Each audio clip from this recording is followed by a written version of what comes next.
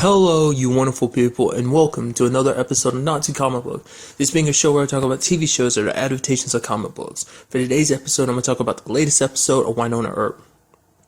So in this episode, we kind of see Wynonna kind of in a bit of a spiral of her own, just because she doesn't really know what to do herself now that these seven are gone. Specifically, the fact is that she doesn't feel kind of as liberated as she thought she was. Like, killing the seven, she thought once that was done, getting the people who killed her sister, then, it would have given her some kind of relief. But in her words, she's like, it feels like there's something just kind of still gripping onto her, tangled around her. And even Doc himself is like, maybe, sometimes you end up finding out that when you let go of that anger, like you have nothing left. That anger is the only thing you have left to hold on to. And once you let that go, you're just hollow on the inside.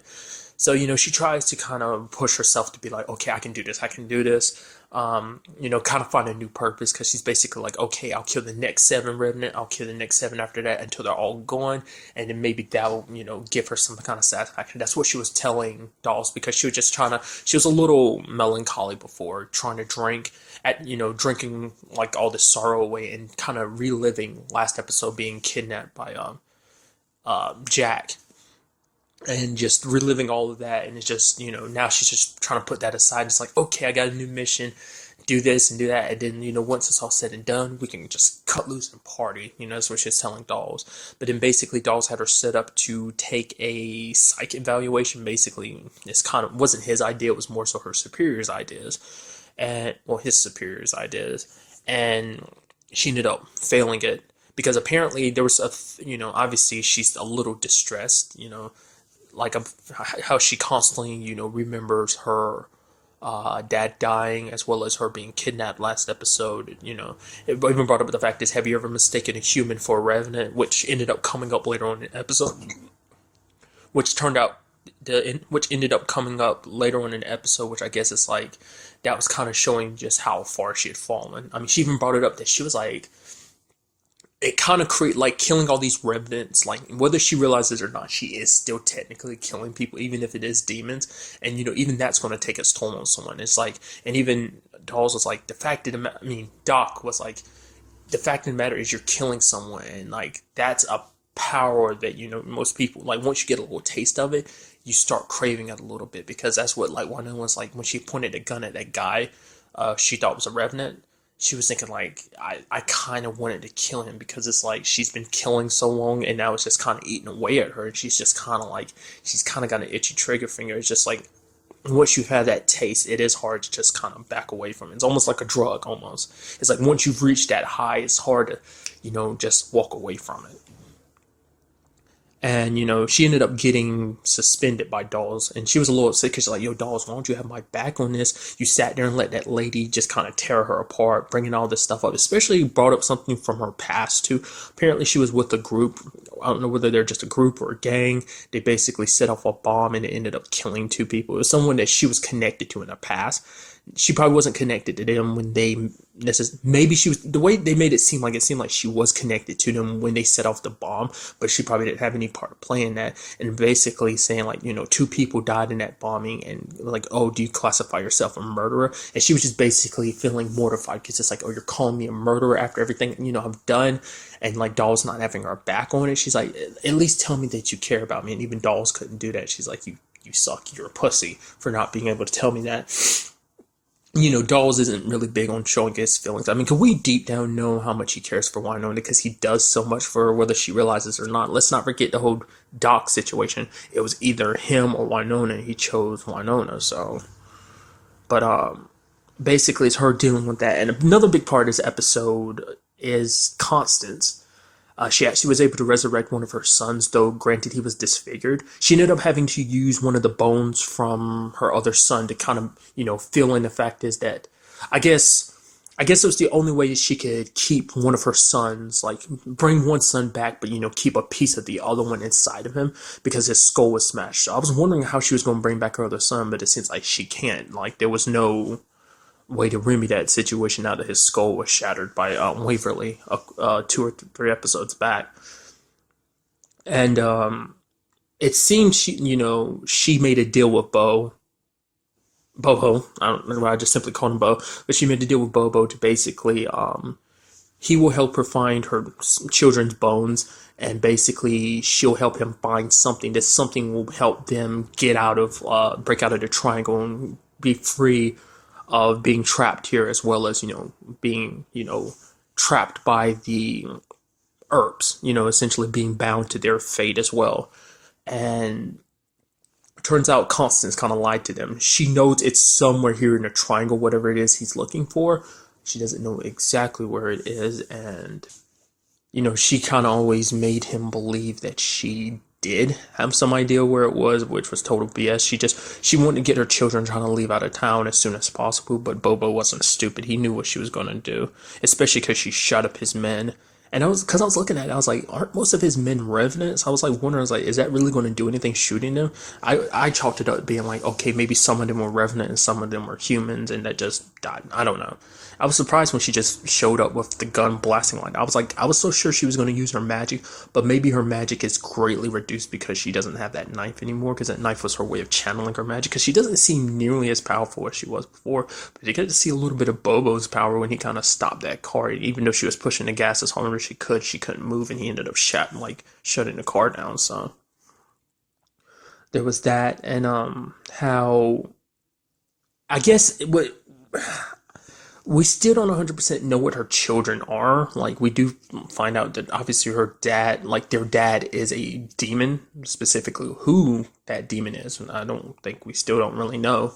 But apparently that's what they are. And whenever it screamed, it seemed like it affected, not just Constance, but it also seemed like it affected the Revenants on a certain level too. I don't know what exactly that scream was, but to basically get back at her for kind of reneging on their deal, he ended up burning the bones of her other child, just kind of getting payback. And it ended up killing the other one. I can only assume it's because the one that came back, he had the bones of the one that wasn't brought back. So I guess when that one was killed, it meant the other one, either they were bound together by a spell. What I'm trying to get across, I'm not making a clear picture of it, is because they were bound by a spell, because she used that spell to bring them back, it ended up kind of enchanting the extra bone she added from the other one. So the moment he died, it ended up killing him too. So that's how I chalked that up. It's a little sad. You feel a little bad for her. It's like, oh, you lost your children like that. But this entire thing, it shows you that there's an even deeper connection between Doc and Constance. Its effect is he could feel her turmoil, her sadness, her being brokenhearted like that. He could feel it, and he felt like that was the kind of time to be able to strike, because it actually let him track her down, which led to kind of a little bit of a Mexican standoff between him, Bobo, and Wynonna. Wynonna wanted to take this opportunity to kill Bobo. Doc said not to, because Doc was basically the moment you tried to do anything, you would have been as good as dead, because Wynonna doesn't want Doc to kill Constance, because if he kills her, that means he'll be killing himself too, because they are connected. We ended up finding out from Constance because, Wynonna was kind of tired of all these deals being made behind her back, because there was a deal between Doc and Bobo. They walked away from that situation, yet Bobo will give Constance to Doc, the original deal they had to begin with. And we ended up finding out, because Wynonna made a deal of her own, we ended up finding out a little bit more about the Earps, technically Wyatt and Doc, and what kind of part he played in all of this. Essentially, the reason why she made Doc immortal was basically to break Wyatt's heart, because the person that Wyatt cared about the most was Doc. And the moment he kind of became immortal like that, Wyatt just could never forgive him. He was just like, oh, you sold your soul to the devil. And that was done on purpose. I'm not really sure if this happened before Wyatt killed Constance's children, or was this or did he end up killing them after this? I feel like it had to be before, which kind of led to them her pushing this to hurt Wyatt. So I feel like this had to be a revenge for what he did to her children. And basically, she threw Doc down the well because, just on the off chance that Wyatt ever did soften his heart, if on some level Wyatt was willing to forgive him, he'd never be able to, find Doc, because Doc is actually trapped down in a well, and that basically she also wanted Doc to be punished too. That Doc feel like realized that the entire time he's down there, he'll spend all those decades thinking his best friend hates him, knowing his best friend hates him. Because I think he said like he spent like a century down there. I think when he broke it down, it was like 100 and some years and 3 months or something like that. That he was trapped in that well because of her, and I don't know. It's like we still don't get a clear picture of why this whole curse thing exists, but that was kind of the closest we got. Because even she was like, she's a little hazy on the details, but that was a big part of punishing Wyatt, was taking away his best friend from him. And they don't kill Constance, which to me is like, that's kind of a mistake. But I mean, what they do with her, I don't know. Apparently, there's like a large scale like open field of just like salt. I don't know what kind of like, does something like that happen naturally? Maybe it's like a dried out like river or something, was there. Not river, just like a large body of water used to be there and it dried out. That's why all that salt's there. But essentially they buried her like up to her neck in this place, and because her hands are bound by that stuff that whatever that is that Doc got from the blacksmith a few episodes back, she can't, use her powers, plus all the salt nullifies her powers too, so there's no getting out of there. Kind of being stuck there for all eternity. I can only assume, they said like all alone for forever, so I can only assume she can't age either, which is kind of like, yeah, it kind of makes sense. Obviously, if Doc's still around and she kind of looks the same back, I mean, we haven't seen her back then, but it'd be kind of interesting. We kind of got a flashback to see that, because I always kept assuming like maybe her and Doc had a bit of history, like they hooked up or something like that. But it's like, no, it was nothing like that. She just made the deal for him. But there's that, and there's also we also had Waverly and Nicole kind of bouncing back and forth, because Waverly's not 100% sure what she wanted. They were kind of on two different sides of the same conversation. We had Waverly talking about them, whatever that is between them, and Nicole wants the truth, because she even brought it up to Sheriff. She wrote a report about things not being things being weird here in Purgatory. Obviously the Sheriff kind of shrugged it off, but obviously like we saw with the conversation with him and Dawes, he knew like some weird shit was going down in Purgatory. He just basically let Dawes handle it. He's like, I kind of figured as much. There was some paranormal crap going on here, but I just kind of kept my mouth shut about it. So apparently him and Dawes are going to be working together for now on, because he didn't want to end up losing, because he almost lost Nicole, and he didn't want to kind of have to go through the trouble of finding another deputy, because the other choice wouldn't have been good for Purgatory. Basically going to help him with the whole Bobo Del Rey situation. Because Bobo's got some higher connections, he's kept kind of some records about some of the stuff with Bobo, some of his, I guess, more illicit activities and stuff like that. But like it was a constant like jump between like Waverly, not really knowing what she wanted, because basically she's always done what other people have kind of told her, or what people kind of expect from her. Like, let's even look at the whole Earp situation. Like, she kind of only assumed that she was going to be the heir, so she dedicated so much of her life to it, studying it, trying to understand it, Revenants, Wyatt, the Earps in general, and stuff like that. So that was one thing. Plus, staying home. She could have gone out and ventured in the world, but she decided to stay home, basically for other people. You had Gus selling the shorty to be like, okay, take this money and do what you want with it. It's like, you're a smart girl. You've always, just kind of do what you want to. You finally have the money to, if you decide to stay, okay, but do what you want to. Don't feel like you're bound to other people.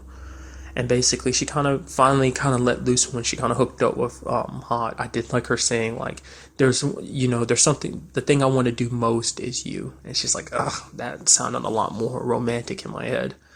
So that was kind of interesting. That was kind of like an obvious thing that was going to happen eventually. We do still have Nicole being in the dark. I assumed